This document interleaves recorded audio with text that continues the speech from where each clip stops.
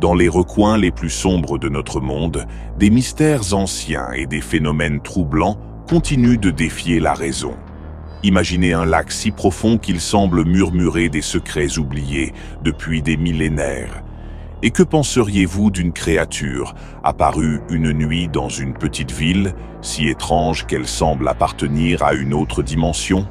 Avez-vous déjà entendu parler d'une légende surgie des marais de la Louisiane, dont le souffle glacé vous ferait douter de ce qui rôde dans l'obscurité? Ou encore de ce village assiégé par une horreur ailée, à mi-chemin entre mythe et cauchemar? Ces histoires ne sont pas de simples contes, mais des énigmes réelles qui hantent les mémoires et défient toute explication rationnelle. Elles nous rappellent que, sous la surface de ce que nous croyons connaître, le monde regorge encore de mystères terrifiants.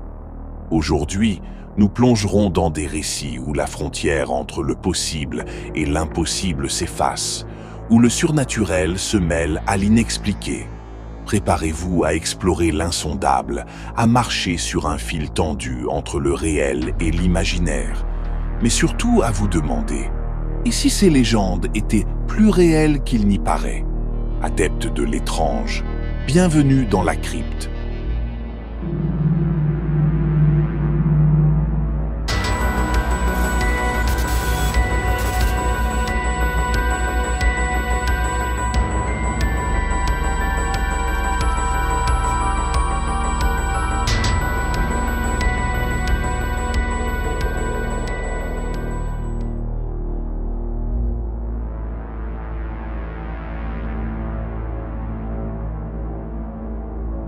Il existe en Sibérie un lieu d'une étrangeté fascinante, un endroit si vaste qu'il pourrait engloutir l'imagination de quiconque tente de l'explorer. À première vue, le lac Baïkal pourrait être perçu comme un simple chef-d'œuvre de la nature. Mais au-delà de sa beauté évidente, ce plan d'eau abrite des mystères insondables, des énigmes scientifiques qui flirtent avec le surnaturel. Le lac Baïkal, surnommé la perle de Sibérie, est un monstre de statistiques. Avec ses 31 500 km² et ses 630 km de long, il est le plus grand lac d'eau douce au monde par volume. Mais c'est sa profondeur vertigineuse qui marque les esprits. 1642 mètres jusqu'à son fond sédimentaire, ce qui en fait le lac le plus profond de la planète. Les scientifiques estiment que les sédiments à eux seuls s'étendent encore sur 7 km.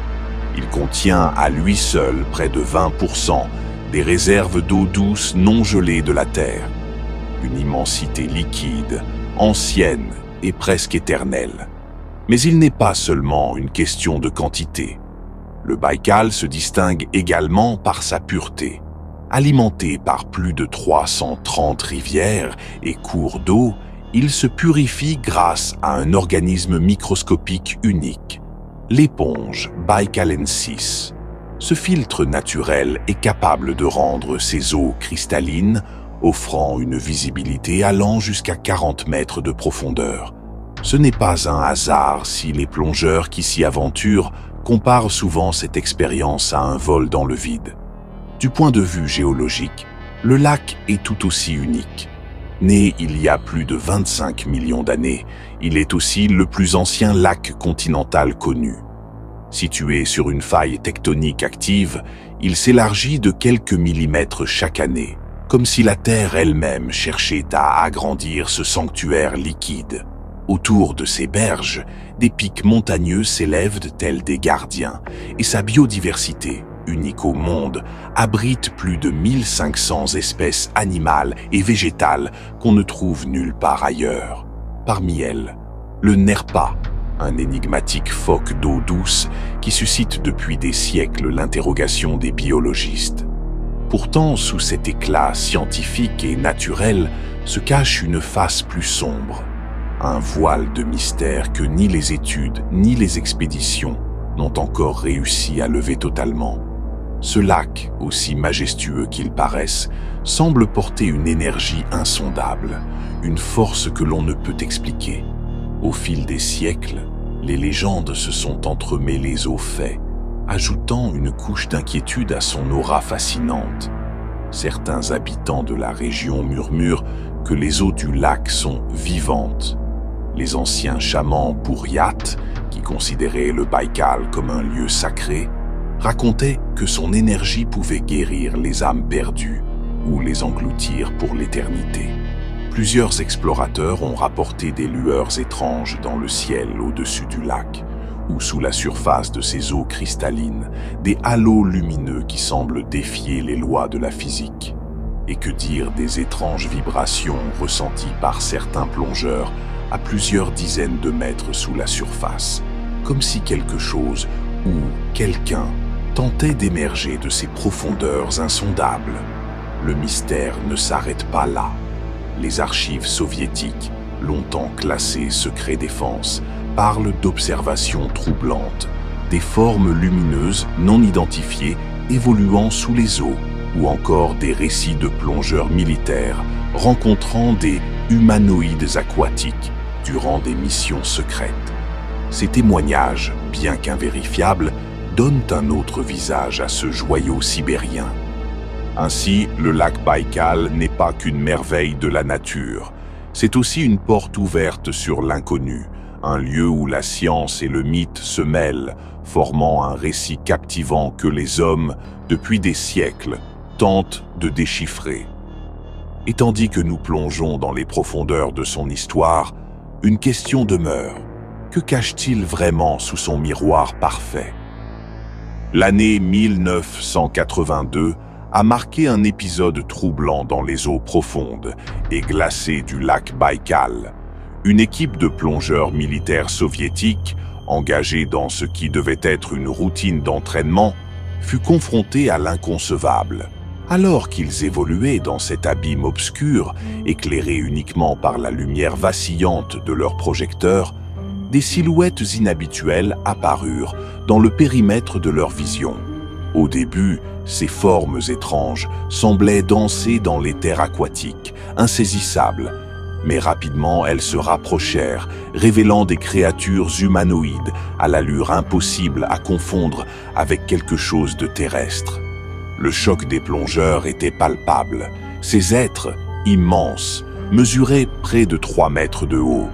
Leur corps était enveloppé d'une combinaison argentée et moulante, tandis qu'un casque totalement opaque couvrait leur tête, laissant à l'imagination le soin de deviner ce qui pouvait se trouver en dessous. Leur étrangeté ne se limitait pas à leur apparence. Ces êtres, sortis des profondeurs extrêmes, n'avaient apparemment aucun besoin d'équipement respiratoire, comme s'ils faisaient corps avec cet environnement inhospitalier. Malgré leur fascination initiale, les plongeurs furent contraints de remonter après que les créatures disparurent dans les ombres liquides, comme effacées par l'immensité du lac. Mais l'incident n'en resta pas là. Intrigué par ce témoignage, le commandant des opérations ordonna une mission audacieuse: capturer l'une de ces entités. 7 plongeurs furent désignés pour une descente à haut risque, équipés d'un filet spécial conçu pour cette opération unique.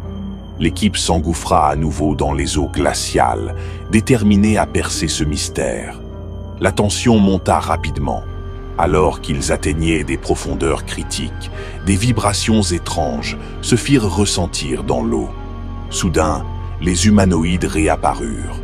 Leur présence imposante sema le doute parmi les membres de l'escouade. Mais l'ordre était clair: capturer l'un d'eux à tout prix. Tandis qu'un plongeur s'approchait avec le filet, une énergie invisible mais dévastatrice fut déchaînée. Les créatures répliquèrent avec une violence inattendue, envoyant des ondes sonores si puissantes qu'elles projetèrent les plongeurs vers la surface. Cette ascension brutale, non contrôlée, plongea l'équipe dans un cauchemar biologique.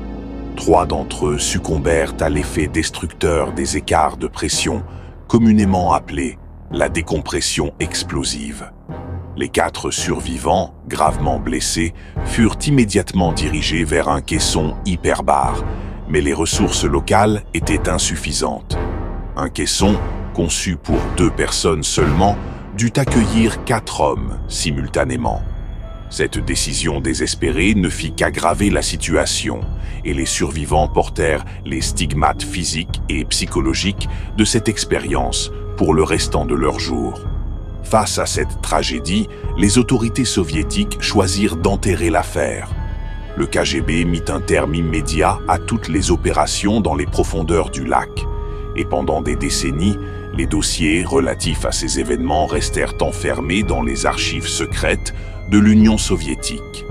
Cependant, des fragments de vérité finirent par émerger. Vladimir Ajaja, un ancien officier de la marine devenu ufologue, révéla que des documents déclassifiés décrivaient ces humanoïdes en détail. Leur présence, bien que fascinante, était aussi une menace potentielle.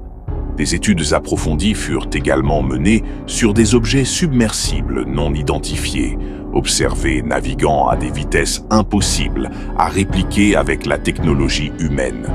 Les stratèges militaires espéraient découvrir leurs secrets et obtenir un avantage tactique sans précédent.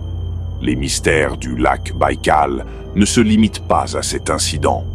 En 1959, un jet Tu-104 s'écrasa dans le lac après avoir été poursuivi par un objet volant non identifié. Les témoignages des pêcheurs locaux, bien que concordants, furent ignorés par les autorités et les survivants furent contraints de signer des accords de non-divulgation. Plus récemment, en 2009, les équipages de la Station spatiale internationale observèrent deux énormes fractures circulaires dans la glace recouvrant le lac. Ces formations, parfaitement symétriques et s'étendant sur 5 km de diamètre, semblaient correspondre à l'émergence d'objets massifs des eaux profondes. Ces événements renforcent l'idée que quelque chose, tapi dans les abysses du Baïkal, continue de surveiller ou d'interagir avec le monde en surface. Le lac Baïkal, comme un miroir d'obsidienne, semble refléter bien plus que les montagnes et le ciel étoilé. Ces eaux sombres cachent des secrets que ni le temps ni la raison humaine n'ont réussi à percer. Cette histoire racontée dans les archives soviétiques déclassifiées est l'une de ces fissures dans le voile de la réalité. Un épisode où la science a côtoyé le fantastique, laissant dans son sillage un mélange de fascination et de terreur. Des événements similaires furent signalés au fil des années. Des pilotes racontèrent des poursuites aériennes avec des objets lumineux plongeant dans les eaux du lac, tandis que des pêcheurs rapportèrent avoir vu des engins argentés émerger des profondeurs. Pourtant, ces incidents, aussi troublants soient-ils, furent systématiquement étouffés par les autorités. Les survivants furent contraints au silence et les preuves physiques disparurent dans les labyrinthes bureaucratiques de la machine soviétique. Mais dans les ombres, les murmures persistèrent. Et si ces êtres n'étaient pas simplement des visiteurs? Et s'ils étaient là depuis toujours, gardiens silencieux d'un monde que nous ne pouvions comprendre? Alors que nous observons les eaux tranquilles du lac Baïkal, il est impossible de ne pas se demander quels secrets engloutis attendent encore de surgir des ténèbres.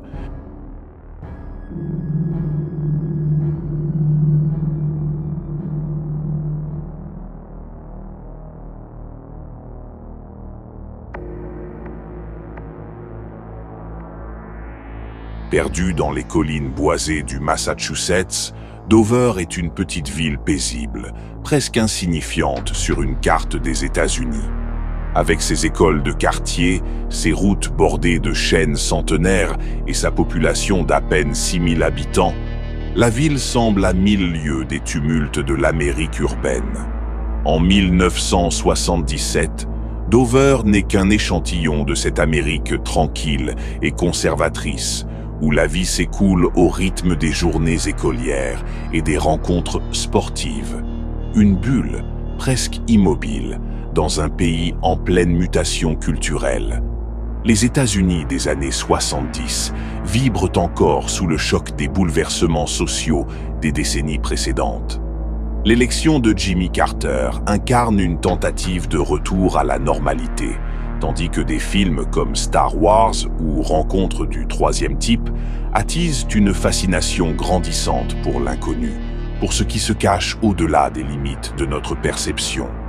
C'est une époque où l'imagination collective oscille entre rêve et cauchemar, et où la curiosité pour le paranormal, ovnis, monstres et énigmes inexpliquées atteint des sommets inédits. Dans ce contexte où le surnaturel imprègne les conversations autant que les écrans de cinéma, la paisible ville de Dover va pourtant devenir le théâtre d'un événement troublant. Durant une nuit d'avril 1977, quelque chose ou quelqu'un émerge des ombres de la forêt pour perturber la quiétude de cette petite ville. Ce qui commence comme une simple balade nocturne pour quelques adolescents se transforme en un récit d'horreur, rapporté dans les moindres détails par ceux qui ont osé poser les yeux sur la chose. Les premières descriptions arrivent, éparses et hésitantes entre fascination et effroi. Un corps frêle, à la peau lisse et sans poils, une tête disproportionnée, ornée de grands yeux orange qui brillent dans l'obscurité. L'être semble se mouvoir avec une fluidité presque surnaturelle, disparaissant dans les bois à la manière d'une ombre insaisissable. Rapidement, des questions surgissent. L'apparition de cette créature est-elle une hallucination, un accident, une coïncidence? Ou bien est-ce le signe d'une présence bien plus ancienne, tapie dans l'obscurité de ces bois qui semblent soudain bien moins accueillants? Tandis que les témoignages s'accumulent, une tension sourde s'installe dans la communauté. Car si les habitants avaient, jusque-là, appris à cohabiter avec la tranquillité monotone de leur ville, ils doivent désormais affronter une réalité bien plus terrifiante. Ainsi commence l'énigme de la créature de Dover, une histoire qui, à mesure qu'elle se déroule, révélera une obscurité insoupçonnée sous le vernis tranquille de cette petite ville du Massachusetts. La première apparition de ce qui allait devenir la créature de Dover fut rapportée le 21 avril 1977, une nuit où les rues étaient plongées dans une obscurité étouffante, comme si les lampadaires eux-mêmes redoutaient ce qu'ils pourraient révéler. 3 adolescents, William Bill Bartlett, Mike Mazzoca et Andy Brody, circulaient en voiture sur Farm Street, une route sinueuse bordée d'épais bois.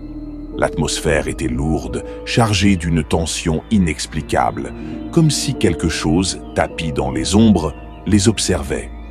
Alors que Bill, au volant, fixait la route devant lui, son regard fut attiré par une forme mouvante sur un muret de pierre. Il freina brusquement, les pneus crissant sur le bitume humide. Sous le halo tremblant des phares, une créature étrange émergea des ténèbres. D'après les descriptions de Bill, l'être était aussi grand qu'un enfant, mais sa morphologie était tout sauf humaine. Sa peau, d'un ton pâle et cireux, semblait presque translucide, tendue sur un corps étroit et émacié. Ses membres, anormalement longs et fins, se terminaient par des doigts griffus, qui semblaient pouvoir s'agripper à n'importe quelle surface. Mais c'étaient ses yeux qui troublaient le plus. 2 orbes immenses, luisant d'une lueur orange surnaturelle, fixaient les jeunes hommes avec une intensité glaçante. Le silence était assourdissant, comme si le monde entier retenait son souffle. La créature ne bougeait pas, figée dans une posture féline, prête à bondir ou à fuir. Bill sentit une sueur froide perler le long de sa nuque, tandis qu'une vague d'effroi primitif l'envahissait. « Qu'est-ce que c'est que ça ?» murmura Mike, la voix tremblante. Mais aucun d'entre eux ne trouva la force de répondre. Puis, dans un mouvement fluide et silencieux, la créature sauta du muret et disparut dans les bois, comme si elle était aspirée par les ombres. Les 3 amis restèrent figés, le cœur battant à tout rompre, avant que Bill n'accélère soudainement, mettant autant de distance que possible entre eux et ce qu'ils venaient de voir. Le lendemain, l'histoire prit une tournure encore plus glaçante. John Baxter, un adolescent de 15 ans, rentrait chez lui à pied après avoir passé la soirée chez sa petite amie. Il était presque minuit lorsque, alors qu'il traversait une zone boisée, il aperçut une silhouette au loin. Pensant d'abord qu'il s'agissait d'un voisin, il s'approcha mais s'arrêta net lorsqu'il réalisa que ce n'était pas humain. La description de Baxter était similaire à celle de Bill, une créature au corps frêle, à la peau blafarde et aux yeux luminescents. Mais cette fois, l'être était accroupi, ses longs bras effleurant presque le sol. John, pris d'une curiosité mêlée de terreur, fit un pas en avant. La créature tourna lentement la tête vers lui et un frisson glacial parcourut son échine. Il décrivit plus tard cette rencontre comme étant empreinte d'une malveillance silencieuse, comme si l'être était conscient de sa peur et s'en nourrissait. Soudain, la créature se redressa, révélant toute sa hauteur, et John recula instinctivement. Sans attendre, il tourna les talons et courut à perdre haleine, le sentiment oppressant d'être suivi ne le quittant pas jusqu'à ce qu'il atteigne les lumières rassurantes de sa maison. Ces deux rencontres, bien que terrifiantes, n'étaient que le début. La petite ville de Dover, habituée à son calme réconfortant, plongeait lentement dans une atmosphère de paranoïa et de suspicion. Les habitants, partagés entre scepticisme et fascination morbide, commencèrent à chuchoter des théories sur cette entité étrange. Certains parlaient d'un animal mutant échappé d'un laboratoire secret. D'autres y voyaient une manifestation surnaturelle, voire un présage d'événements plus sombres encore. Les trois observations de 1977 ont acquis une certaine notoriété. Un certain nombre d'articles de journaux ont été écrits sur la créature et l'éminent cryptozoologue Loren Coleman a mené une enquête sur l'affaire. C'est d'ailleurs Coleman qui a donné à la créature le nom de démon de Dover. La légende de la créature de Dover avait déjà plongé la petite communauté dans un abîme de questions sans réponse. Mais ce que peu de gens savent, c'est que cette étrange entité pourrait ne pas être une simple aberration isolée. Pour ceux qui osent creuser plus loin, il existe des récits anciens qui murmurent un nom, les Manegishi. Les Manegishi sont des créatures issues des mythes des peuples autochtones du Canada, plus précisément des Cris. Ces êtres surnaturels, souvent décrits comme de petites figures humanoïdes avec une peau lisse et une tête disproportionnée, évoquent étrangement les descriptions faites par les témoins de Dover en 1977. D'après la tradition Cri, les Manegishi habitent près des cours d'eau et sont des créatures espiègles, parfois maléfiques. Ils attirent les humains par curiosité ou malice, les conduisant souvent vers leur perte. Quand on met ces légendes en parallèle avec les événements de Dover, certaines correspondances deviennent troublantes. Le premier témoignage, celui de Bill Bartlett, décrivait une créature avec une peau beige et des membres grêles, perchée de manière instable sur un mur de pierre. L'image renvoyée ressemble de manière étrange aux représentations traditionnelles des Manegishi, des figures vulnérables, presque enfantines, mais pourtant empreintes d'un malaise profond. Si les Manegishi étaient réels, leur capacité à se manifester loin de leur territoire d'origine pourrait indiquer quelque chose de plus ancien, de plus universel, une entité qui transcende les frontières géographiques et culturelles. Les parallèles ne s'arrêtent pas aux simples descriptions physiques. Dans les contes Cris, les Manegishi sont connus pour leur interaction ambiguë avec les humains. Parfois inoffensifs et curieux, ils peuvent à d'autres moments devenir des agents de confusion, voire de destruction. Leur comportement évoque les étranges émotions ressenties par les témoins de Dover. Un mélange de fascination et de peur viscérale, comme si une barrière invisible entre l'humain et l'inconnu était franchie. Un détail intrigant émerge dans ce contexte, l'étrange silence entourant la créature de Dover. Malgré les multiples témoignages, il n'y a jamais eu de traces physiques ou de preuves concrètes, une caractéristique commune dans les récits liés au Manegishi. Les deux phénomènes partagent cette capacité à s'effacer dès qu'ils se manifestent, comme si leur existence était vouée à rester dans le domaine du doute et de l'impossible. Mais alors, qu'est-ce que cela signifie pour Dover? Une simple coïncidence ou un écho contemporain d'une entité mythologique ancienne? Certains chercheurs vont plus loin, suggérant que les Manegishi pourraient être une forme d'interprétation culturelle de quelque chose de bien plus vaste, une entité universelle qui se manifeste de différentes manières selon les époques et les croyances locales. Le démon de Dover, comme les Manegishi, pourrait être une fissure dans notre réalité, un instant où l'autre côté fait irruption dans notre quotidien. Et si c'était là le véritable mystère? Non pas de savoir ce qu'était la créature, mais pourquoi elle s'était manifestée? Pourquoi en ce lieu? Pourquoi à ce moment précis?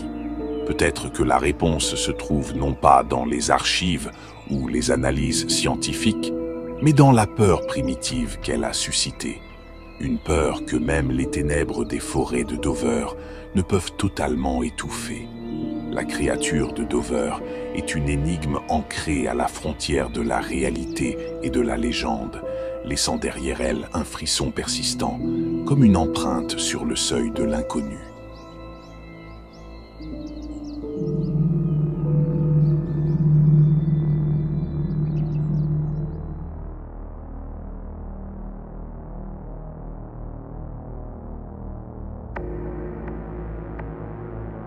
Quand on pense à la Louisiane, les images qui viennent à l'esprit sont souvent celles des marais mystérieux, baignés d'une brume éthérée, des cyprès centenaires étreints par des guirlandes de mousse espagnole et des ruelles vibrantes de la Nouvelle-Orléans, où le jazz mêle ses notes à l'écho des pas sur les pavés humides.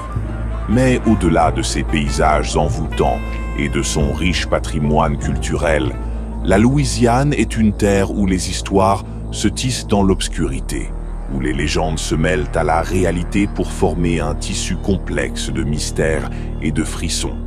Dans ce berceau du folklore américain, les habitants perpétuent des récits transmis de génération en génération, des histoires murmurées sous les porches des vieilles maisons ou chuchotées autour des feux de camp dans les bayous. Les légendes de la Louisiane, empruntant à la fois aux traditions françaises, espagnoles, africaines et amérindiennes, s'enracinent dans une diversité culturelle unique. Parmi elles, une figure se distingue, une ombre qui semble hanter les nuits étoilées et les forêts profondes. Le loup-garou. À première vue, le loup-garou semble être une simple variation du mythe européen du loup-garou. Mais ici, dans les terres humides et énigmatiques du Sud, la créature prend une autre dimension, teintée d'une mystique locale particulièrement fascinante. Son nom, qui dérive de l'ancien français « loup-garou », révèle ses origines linguistiques et culturelles. Le mot « garou » apparaît pour la première fois à la fin du XIIe siècle dans les « Laits de Marie de France » de la poétesse du même nom. Selon Anne Marchand, auteur de mythes et légendes, le mot « warou » en ancien français signifie littéralement « homme-loup ». Et dans Le Livre des Merveilles de Gervais de Tilbury au XIIe siècle, le loup se transforme lors de la nouvelle lune et non de la pleine lune. À travers les siècles, le terme s'est métamorphosé, s'adaptant aux accents chantants de la Louisiane pour devenir le loup-garou que l'on connaît aujourd'hui. Le loup-garou, dit-on, hante les marais et les forêts, surgissant la nuit pour tourmenter les imprudents qui osent défier leur territoire ou enfreindre des règles morales strictes. Selon le mythe le plus courant, le loup-garou est humain durant la journée, où il veille scrupuleusement à ne pas révéler sa malédiction, sous peine d'être traqué et tué. Mais la nuit venue, il se transforme en une créature humanoïde, à la tête de loup ou de chien, un cynocéphale terrifiant dont la malédiction ne prend fin qu'après avoir versé le sang d'une victime humaine. Certaines versions de la légende le décrivent même sous des formes différentes, un cavalier sans tête ou une sorcière métamorphe capable d'invoquer ou de transmettre la malédiction. On raconte aussi que le loup-garou chasse les catholiques qui brisent le carême et quiconque manque à cet engagement 7 années consécutives est condamné à devenir lui-même un loup-garou. Quelle que soit sa forme, cette créature hybride, mi-homme, mi-bête, semble emprisonnée entre deux mondes, porteuse d'un message de terreur et d'avertissement moral. Alors que les immigrants français arrivent au Canada, emportant avec eux les légendes de loup-garou, leur version s'est mélangée à celle des Amérindiens locaux, le Wendigo. Ainsi, selon les histoires, l'animal varie même de forme, du loup au chien, en passant par le hibou, la vache ou encore le cochon. Aujourd'hui, de nombreux témoins affirment avoir vu ce cryptide bien réel errer dans le Canada français et les marais sombres de la Louisiane. L'origine du mythe est tout aussi obscure que la créature elle-même. Certains y voient une métaphore de la peur des instincts animaux tapis au fond de l'âme humaine, un rappel que la civilisation n'est jamais qu'une fine couche de vernis. D'autres y lisent un avertissement moral, une menace voilée destinée à réguler les comportements dans des communautés isolées. En effet, les anciens disaient que ceux qui enfreignent les lois de l'Église ou ne respectent pas les règles sociales risquent de se transformer en loup-garou pour une durée de 101 jours, à moins que quelqu'un ne réussisse à briser la malédiction en révélant leurs secrets. Et si ces histoires peuvent sembler appartenir au domaine du folklore, les récits modernes d'observations et de rencontres troublantes suggèrent autre chose, une réalité plus sombre, peut-être enfouie dans les eaux noires des bayous.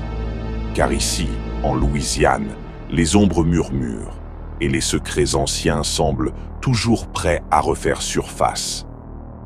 La rencontre que je m'apprête à vous raconter s'est déroulée en 2012, dans la paroisse de South Jefferson, en Louisiane. On appelle ça les paroisses du comté, pour ceux qui ne le savent pas. Cette nuit-là, un homme solitaire arpentait un système de digues conçu pour protéger la ville des crues causées par les ouragans. Il chassait le cerf ou le sanglier, sa lampe frontale perçant l'obscurité oppressante des lieux. Alors qu'il approchait d'un virage où la digue bifurque vers la gauche, l'atmosphère changea subtilement. Les bruits de la nuit semblaient s'éteindre, remplacés par un silence lourd, presque surnaturel. À une centaine de mètres de là, des maisons dormaient paisiblement, tandis qu'à sa gauche, une crête naturelle s'étirait vers des marécages et des eaux stagnantes.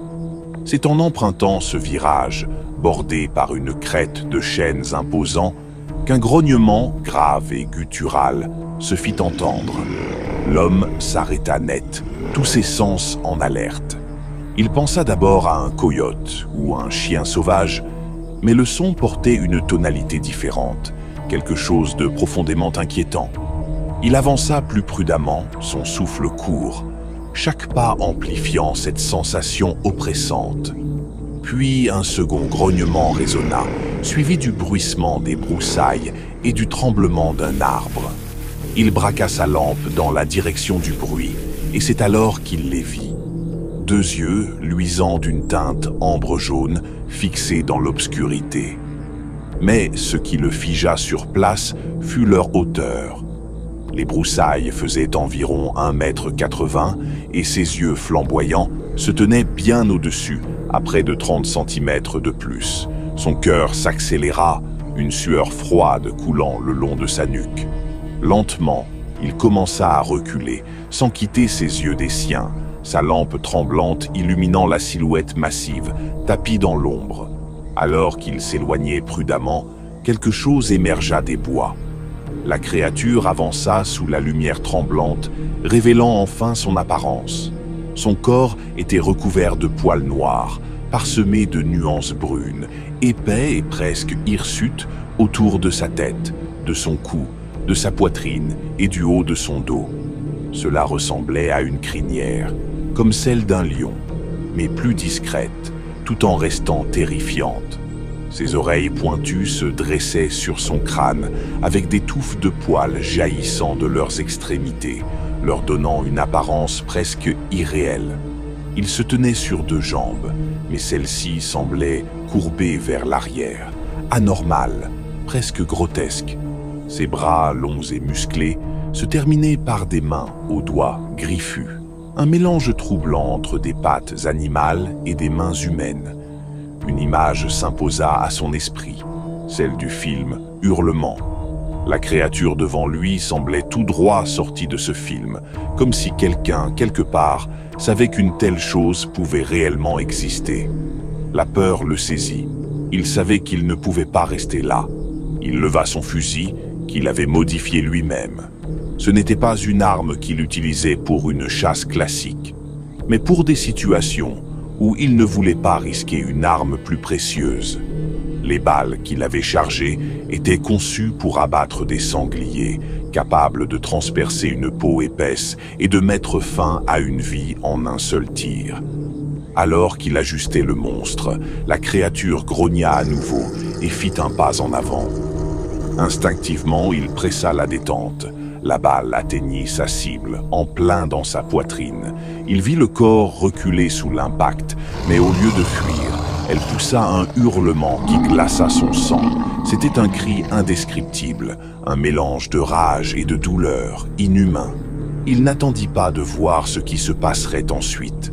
Il se mit à courir vers son camion, garé près de la bibliothèque municipale et de l'école primaire.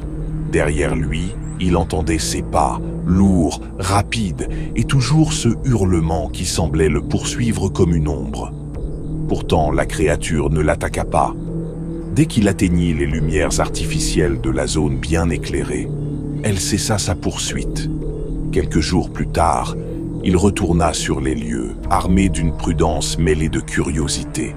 Il trouva deux grandes empreintes dans la boue, aussi larges que sa main, des traces impossibles à associer à un animal connu. Lorsqu'il raconta son histoire à son grand-père, sous le couvert d'un ami à qui cela serait arrivé, il fut troublé par sa réponse. Son aïeul lui confia avoir vécu une expérience similaire des décennies auparavant. Traqué par une ombre dans la nuit, une ombre qu'il n'avait jamais osé confronter. Depuis cette nuit-là, tout changea pour lui.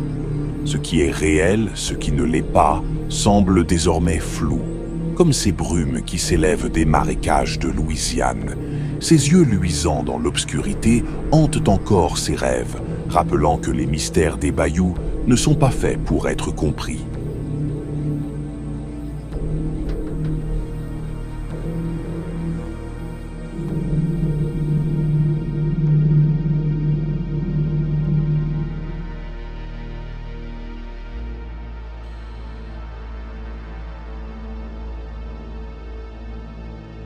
L'Iowa, cet État du Midwest américain, est souvent décrit comme une terre paisible, rythmée par les saisons et bercée par la monotonie des champs de maïs, à perte de vue. Un endroit où les nuits sont calmes, ponctuées seulement par le chant des grillons et le bruissement du vent dans les feuillages.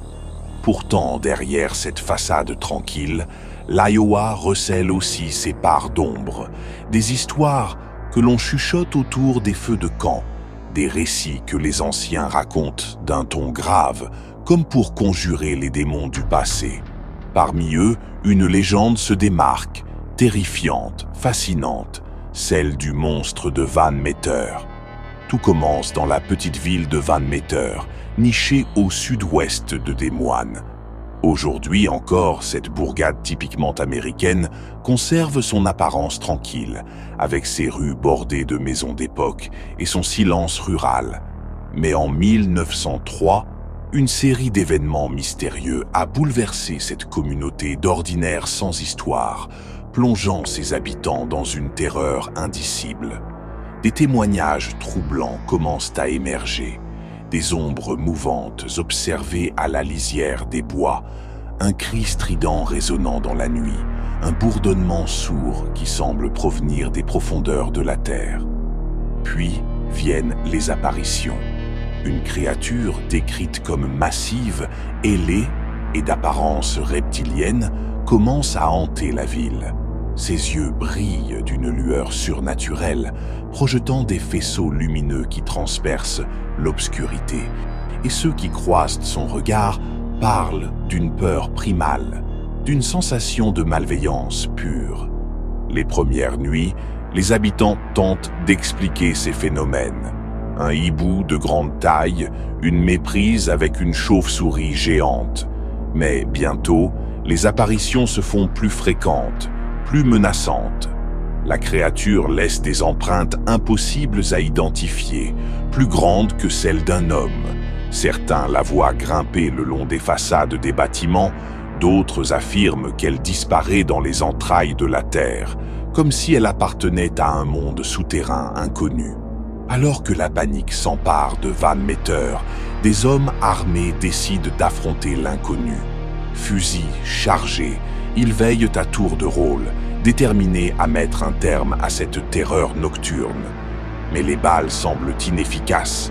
Chaque tentative de blesser la créature se solde par un échec. Plus inquiétante encore, elle ne semble ni craindre, ni être affectée par les tirs. Ce qui se joue à Van Meter dépasse la simple légende urbaine. Est-ce une créature oubliée de l'évolution? Un être venu d'ailleurs? Ou un démon tout droit sorti des tréfonds de la terre? Ce qui est certain, c'est que, plus d'un siècle plus tard, le monstre de Van Meter continue de hanter les esprits, nourrissant les cauchemars et les théories les plus effrayantes. C'est en automne 1903 que tout a basculé. La nuit s'étendait sur Van Meter comme une chape de plomb, étouffant les sons et ne laissant filtrer que l'écho lointain d'un vent sinistre. Tout commença par un cri, un hurlement strident qui fendit le silence de la ville endormie. G. Griffith, marchand d'outillage, fut le premier à la voir. Une silhouette immense, perchée sur un toit, se détachait contre le ciel nocturne.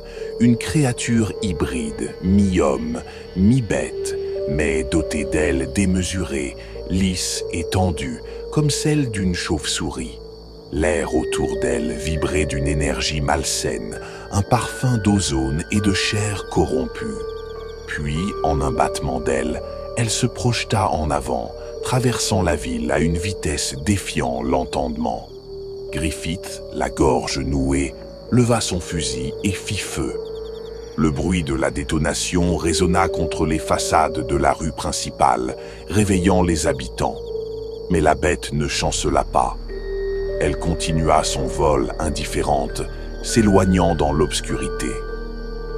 Le lendemain soir, un autre témoin, le docteur Alcott, entendit du bruit près de sa clinique. Une respiration lourde, sifflante, comme si quelque chose d'énorme peinait à contenir sa propre force. Il ouvrit la porte et vit, dressé dans la pénombre, une abomination venue d'un autre monde.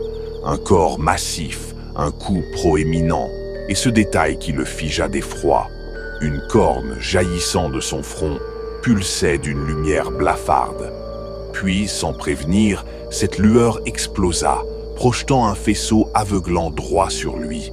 Alcott se protégea les yeux, tituba en arrière, puis, d'un geste tremblant, brandit son revolver et tira. Encore une fois, la créature ne sembla pas affectée.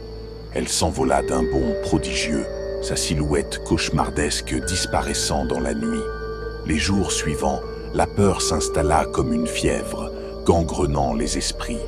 L'homme d'affaires, Peter Dunn, repéra la créature à la lisière de la ville. Il la vit marcher, tituber presque, avant de se tapir dans la poussière. S'approchant prudemment à l'aube, il découvrit une empreinte monstrueuse dans la boue. 3 orteils énormes, profondément enfoncés dans la terre meuble. La panique atteignit son paroxysme lorsque O.V. White, un chasseur de primes, vit la bête perchée au sommet d'un poteau télégraphique. Réveillé en sursaut, il attrapa son fusil et fit feu à plusieurs reprises. Mais ce qui le pétrifia ne fut pas l'absence de blessures sur la créature, mais la façon dont elle bougea après les tirs. Elle ne s'envola pas immédiatement. Non, elle sauta.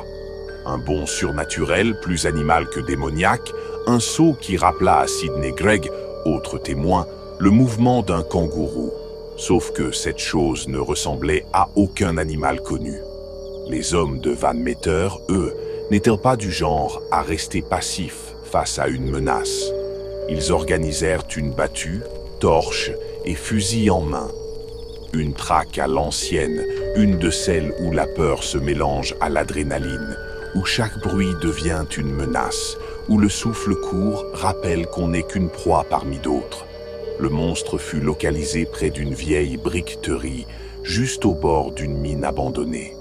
Là, dans l'obscurité pesante, un autre cri s'éleva, plus guttural, plus profond. Puis, un deuxième, comme un écho, mais avec une tonalité différente. La créature n'était pas seule. Les hommes levèrent leurs armes alors qu'une lumière irréelle perça l'ombre. Deux créatures flottant dans les airs, leurs cornes projetant un éclat spectral. L'odeur de soufre et de pourriture s'épaissit, étouffante, suffocante. Ce qui suivit fut un chaos assourdissant. Des détonations retentirent, les balles fusaient, percutant le sol et les parois de la mine. Les monstres semblaient ignorer l'attaque, insensibles aux projectiles qui auraient dû les abattre. Lentement, sans précipitation, ils descendirent dans l'obscurité béante du puits de mine et disparurent. Le silence retomba. Jamais plus ils ne réapparurent. Certains habitants refusèrent d'évoquer ces nuits de terreur, préférant enfouir ce souvenir dans l'oubli. D'autres, cependant, murmurèrent qu'ils n'étaient pas partis, qu'ils attendaient simplement, quelque part sous terre, à l'abri des regards humains, prêts à remonter à la surface lorsque le moment serait venu. Alors si un soir, vous entendez un battement d'ailes au-dessus de votre toit, peut-être est-ce simplement le vent. Peut-être.